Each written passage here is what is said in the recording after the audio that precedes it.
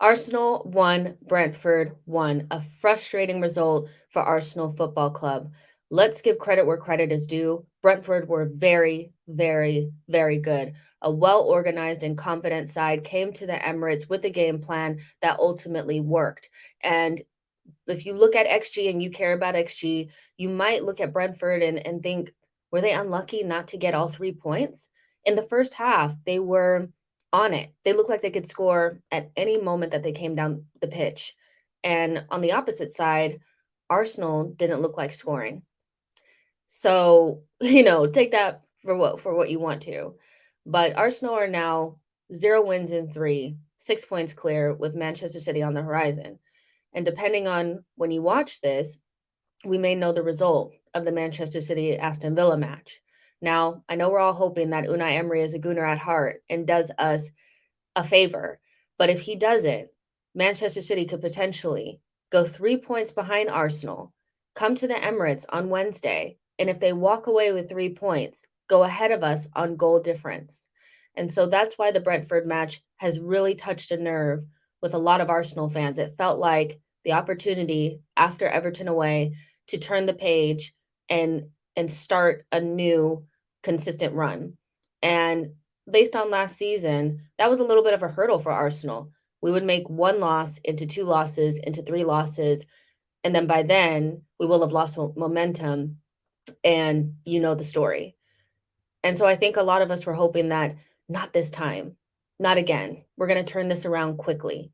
And if you don't do all competitions, you could take the Manchester City away in the FA Cup away from that and say, well, it's a win, a loss, and a draw.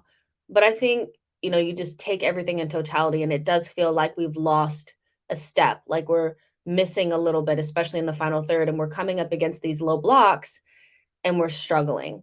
We are struggling. So it is a frustrating result for Arsenal Football Club. It kind of feels like a point earned. And maybe if you ask Brentford fans, they feel like they dropped 2 points because they really could have been 2 or 3 goals ahead in that first half. And there's a lot of questions to be answered, and we will unpack those because we're going to talk about the 5 things we learned in Arsenal versus Brentford. Let's do this. And before we get started, make sure you guys like this video and subscribe to the channel.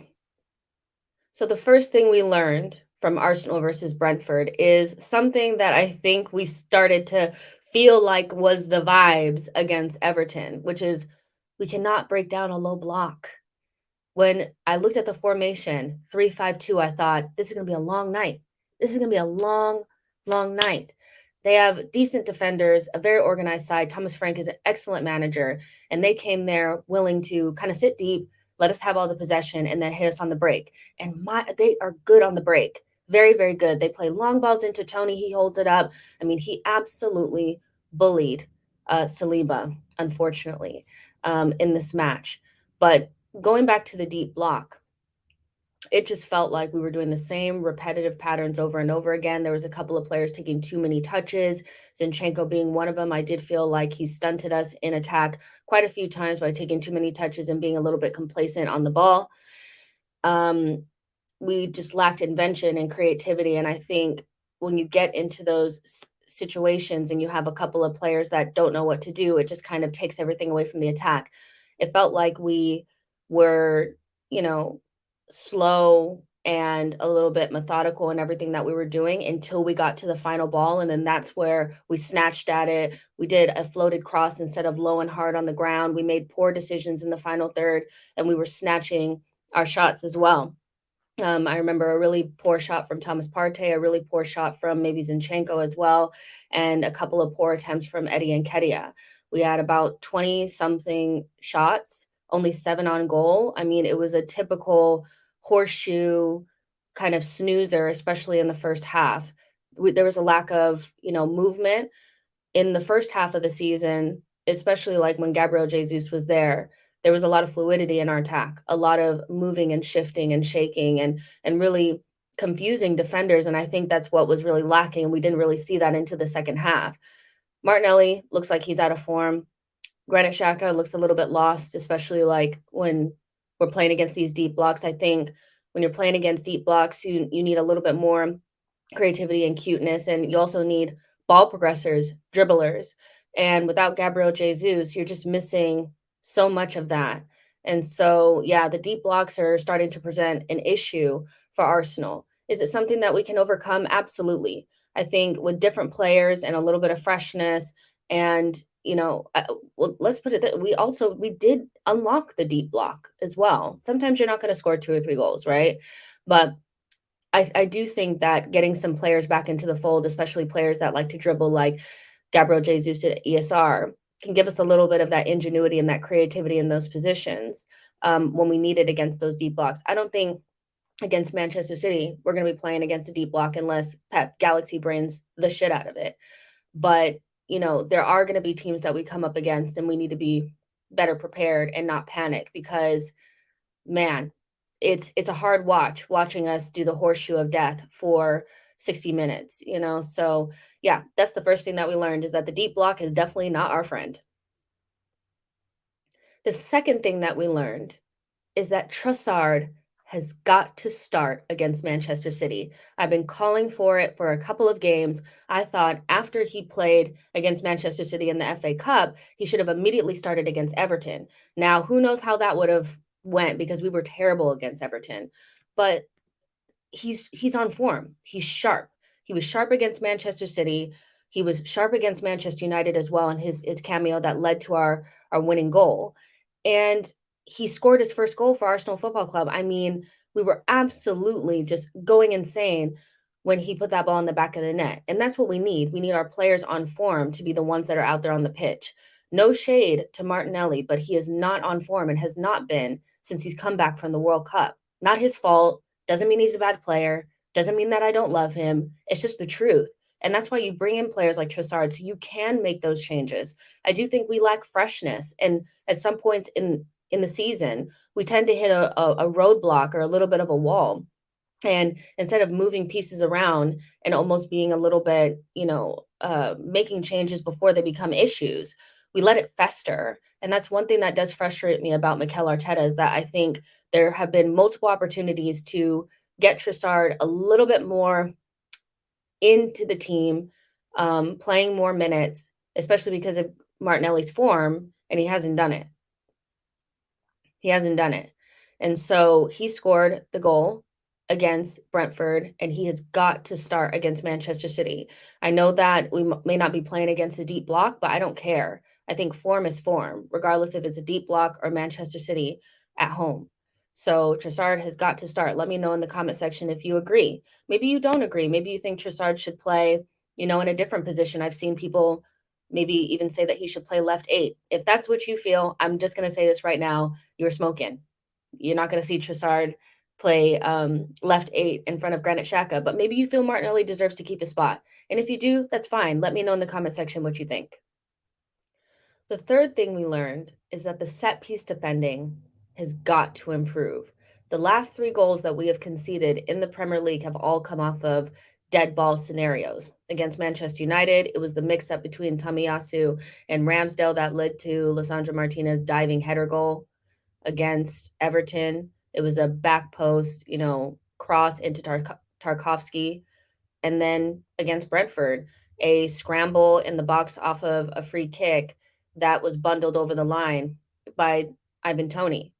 And in all 3 instances, there was a lack of communication, a lack of concentration, and just a lack of fundamentals and baseline defending from a team that has been largely successful at defending set pieces for 16 months.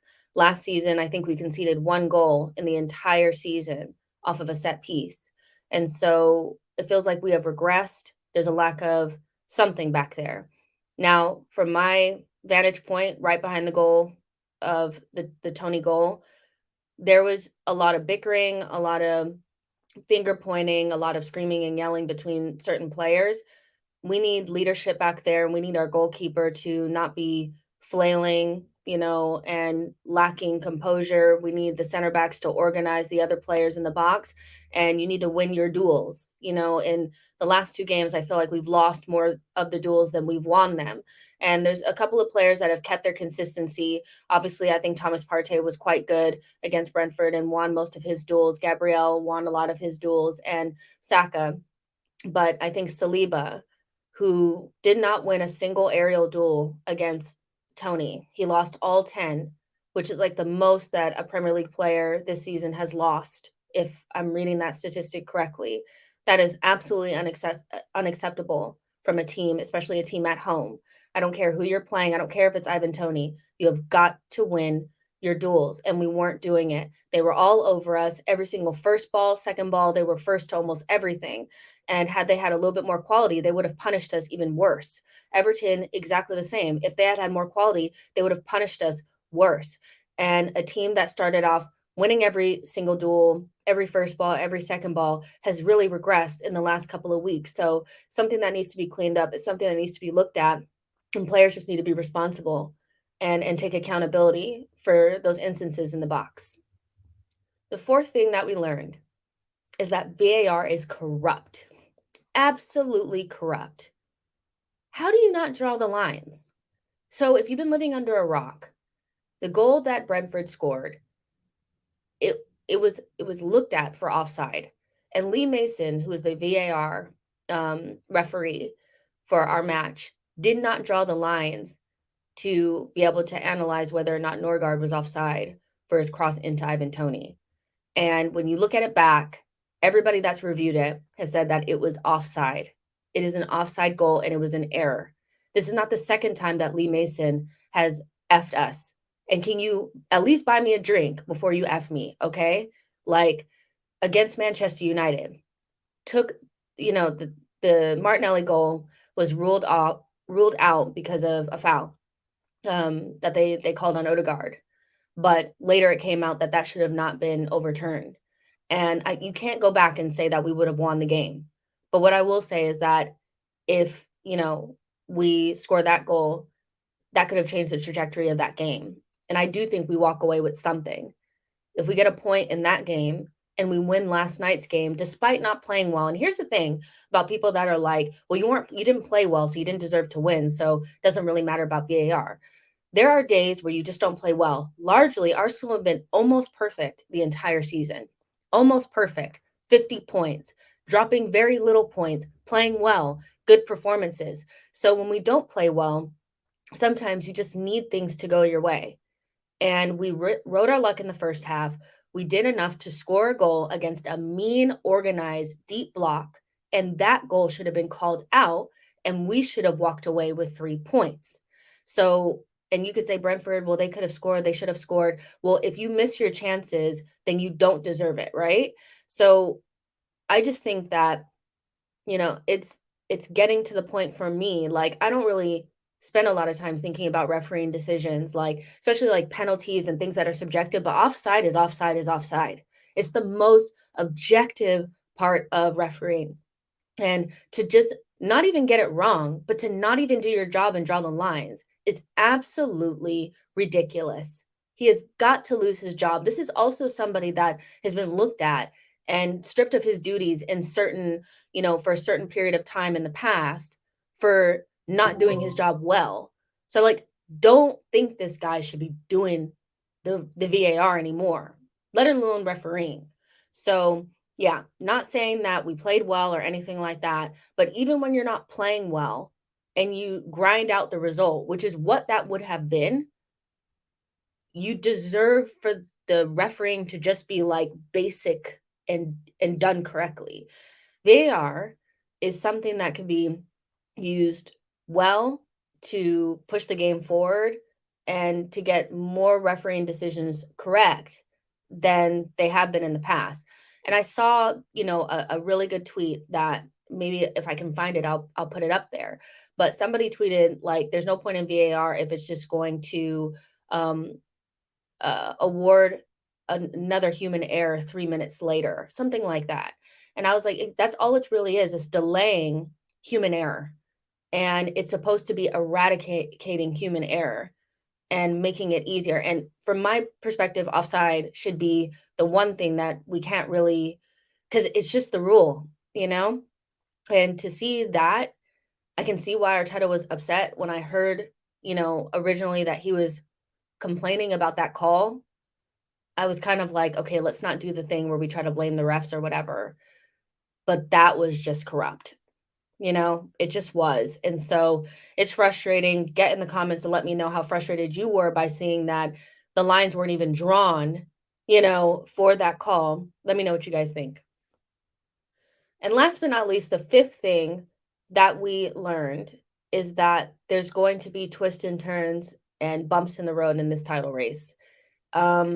It's tough, you guys. It's tough. And we're going through a bad run of form. We're not terrible. I don't think we were catastrophic yesterday, and I don't think we were really catastrophic against Everton. I don't think we were horrendous against Manchester City, but we're not getting the results, and we look just a little bit short.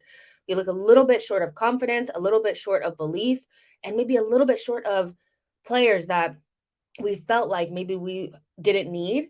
There was a period of time, and not to call anybody out, but people were saying that we were playing better without Gabriel Jesus. He is the exact player that we need right now. And so we just have to kind of ride this rough patch until we can get some other players back into the fold and kind of re-up the energy again. I just think we've run out of steam with this group, and we need something to reinvigorate us.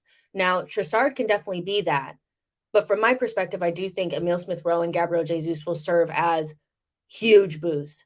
Last season, Emile Smith-Rowe was kind of the goal scorer.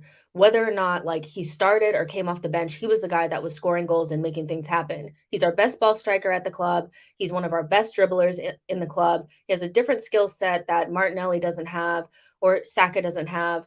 And he's just somebody that we need in the squad. I think Vieira is still trying to get his feet underneath him, so he's not really able to affect the game the way that we would need somebody like that. Like the next guy up, the 13th, 14th player off the bench has got to be a game changer. And I think right now we have Trossard, and that's it. That can change the game. Even Reece Nelson for me is a boost because he's somebody that at home, I do trust him to do his thing. He's pretty reliable on the ball.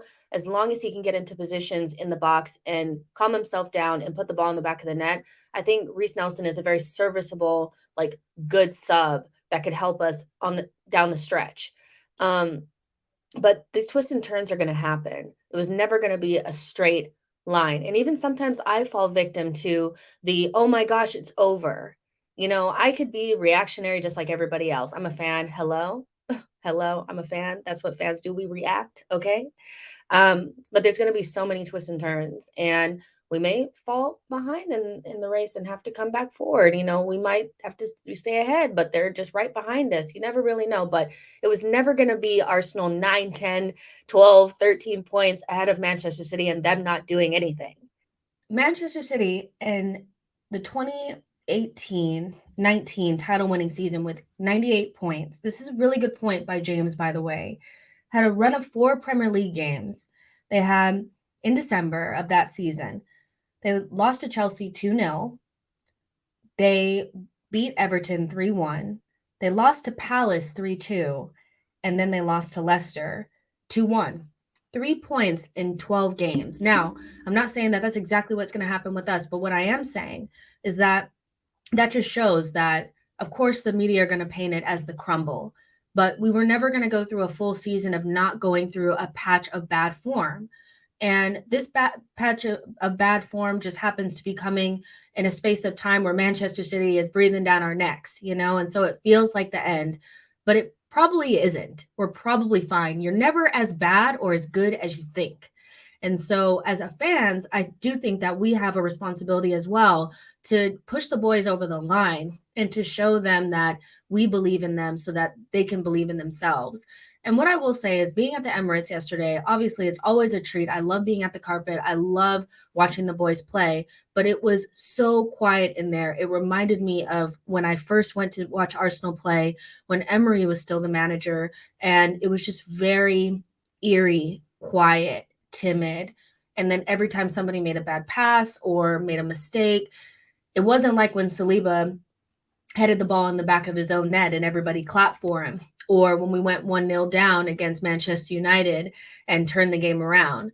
It was very like, oh my gosh, the Everton result, I think, really shocked the fan base. And I think looking forward to Manchester City, we're going to be at home, and that environment has to be very intimidating for them.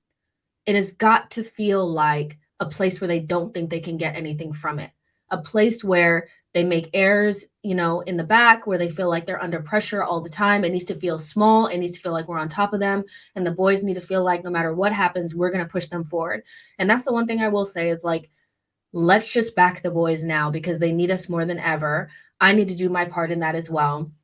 But we are still in it until we're not, And so the Brentford result, of course, it's frustrating, but Brentford are a good team. They had us, but we have to move forward to Wednesday, and hopefully we turn our form around against Manchester City. This has been 5 things that we learned from Arsenal 1, Brentford 1. Get in the comment section now and let me know what you think about this video, what you thought about the 5 things that we learned. Was there anything that you learned that I didn't say? Let me know in the comment section. Like this video, subscribe to the channel, and I'll see you guys on the next one. Bye, guys.